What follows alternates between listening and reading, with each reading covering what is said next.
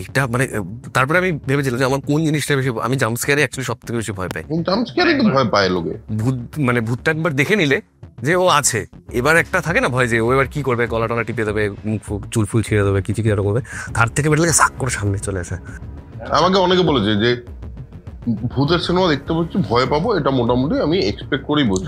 প্রথম ছিল এরকম কে করে, আমার ফার্স্ট সিনটাই ছাপ করে ঢোকে না। হ্যাঁ, আর ও এসে পেছনে এসে দাঁড়ালো না, ওটার একটা যারা ভূত দেখেছে মানে ভূতের অনুভব করেছে, তারা কিন্তু বহুক্ষণ ধরে কেউ ভূত দেখেনি। যে একটা ভূত আছে, কি আমাকে অনেকক্ষণ ধরে ভূতটা দেখছি, কথাবার্তা বলছি, এবার কিন্তু তোর ঘাড় মোটকে খাবো, এই ব্যাপারটা হয়নি।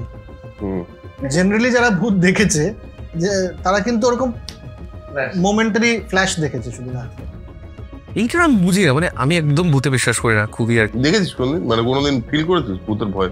না, কিন্তু আমার পাশের জন করেছে। আবার মানে আমার রুমমেট ও বলেছে কালকে রাত্রেবেলা এই ফিল করলাম, আমি কিছুই করিনি। এবার আমি যখন দেখতে বসি না ভূতের সিনেমা, আমি আরে ভাই দারুণ শট, এটা তো ভালো শট, ফালতু জিনিস দেখাচ্ছে খানিকক্ষণ এটা, তারপরে যে আওয়াজটা দাম করে সামনে এলো না, সে মানে তখন মনে হলো যে না না না না আমার দ্বারা ভূতের সিনেমাটা, ভূতের সিনেমা তো ভয় পেতে হবে।